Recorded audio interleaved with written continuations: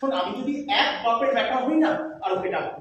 এই শোন, বহুবার তোর মুখে এই কথাটা আমি শুনেছি, এক বাপের বেটা লোককে ছাড়া তোর চলেও না। ওই না পাইনি তো। ও তুমি পিডিএফ করে পাঠিয়েছো? আসলে না সঞ্জয়দা, আমার না আমার নেট ব্যালেন্স নেই, কয়েকদিন হলো, এই জন্য হয়তো পাইনি। অনেক কথা বলে রে থিয়েটার, অনেক কথা বলে, অনেক কথা। আর আমরা অভিনেতারা সেসব কথা বলার দায় নিয়েছি। কি বললি? বেরিয়ে যায় আপনি বাড়ি থেকে। কেন রে? তোর বাড়ি? রাত 10টার সময় বোনকে বলছিস বাড়ি থেকে বেরিয়ে যেতে, লজ্জা করে না? নাটক করবি না দাদা?